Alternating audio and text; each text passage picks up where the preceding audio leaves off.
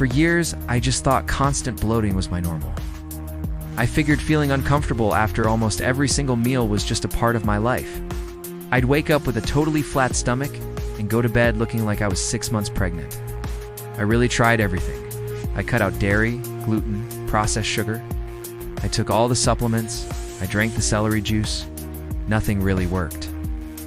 The feeling of being trapped in my own body, of having this chronic low-grade discomfort, well, it was just my reality. Then I tried a simple fasting routine, and the change was so unbelievable that I had to see if it was real. I had to know if this was just all in my head.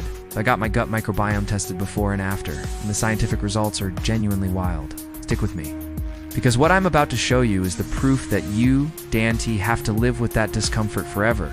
Now, before I dive into the science of how and why this works, I want to take you back to the beginning. For most of my adult life, my relationship with food was just loaded with anxiety.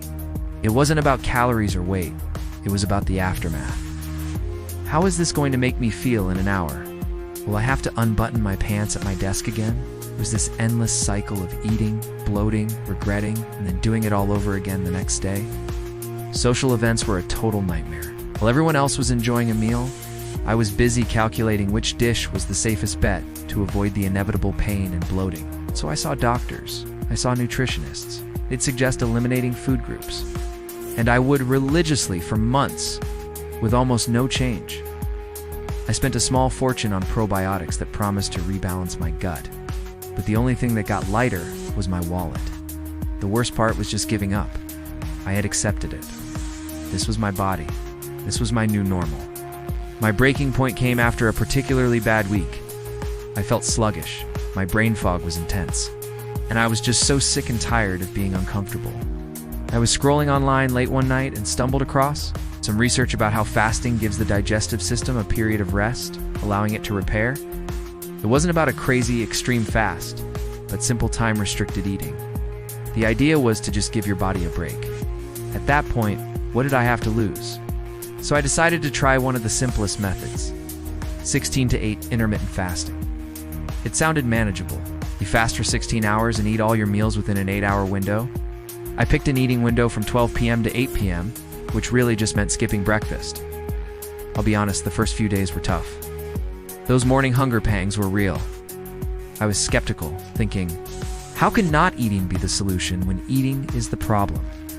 But I promised myself I'd stick with it for 1 month and just see what happened. The first week was a challenge, mostly in my head. But by week 2, something started to shift. The very first thing I noticed was the mornings. I woke up feeling lighter. The chronic low-level bloating that was usually my morning companion started to just fade away. By the end of that second week, I had a full day where I didn't feel bloated once. I ate my lunch and then my dinner, and I waited for that familiar discomfort. It never came. It was such a strange feeling. I almost didn't trust it. By the third week, it was undeniable. My energy levels were through the roof. The afternoon brain fog that used to hit me like a ton of bricks was just gone. But most importantly, the fear around food started to disappear. I could eat a meal and just move on with my day. I felt incredible. I felt free. This is the part where I thought, okay, this has to be a placebo effect. I want it to work, so my brain is making me feel better. The change was so profound, so life-altering, that I needed objective proof. I couldn't just rely on my feelings. I needed to see what was actually happening on the inside. Was my gut scientifically healthier? Or was this all in my head? That's when I decided to invest in 2 gut microbiome tests. I took my first gut microbiome test before I started fasting. The results were, to be frank, not great. They basically confirmed what I'd been feeling for years. My microbial diversity, a key marker of a healthy gut, was low.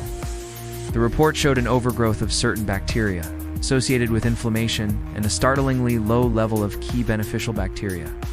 It was the biological picture of my daily misery. Then, after 2 months of consistent 16-8 intermittent fasting, I took the second test. I was nervous opening those results. What if nothing had changed? What if it really was all in my head? The results were stunning. It wasn't just a small improvement, it was a significant shift. First, my microbial diversity saw a major boost. Studies do show that intermittent fasting can increase the richness and diversity of the gut microbiome. Giving my gut that break allowed less dominant, beneficial bacteria to flourish, creating a much more robust ecosystem. But the most shocking part for me was the change in specific bacteria. My before test showed very low levels of a bacterium called Akkermansia muciniphila. This is a crucial player in gut health. Akkermansia lives in the mucus lining of your intestines and helps keep that gut lining healthy. A healthy lining helps prevent things from leaking out and causing inflammation. In my personal aftertest, my Akkermansia levels showed a massive Lipan increase of over 300%. For me, that felt like the smoking gun. Research has found that some types of fasting can lead to a significant increase in Akkermansia. This bacterium literally reinforces the gut lining, and fasting had created the perfect environment for it to thrive. Next, we have to talk about short-chain fatty acids, or SCFAs. These are compounds produced by beneficial bacteria when they ferment fiber. The most important one is called butyrate. Butyrate is the primary fuel source for the cells that line your colon. It's powerfully anti-inflammatory and helps keep your gut barrier sealed tight. My results showed a big increase in the bacteria known to produce butyrate. So not only was my gut lining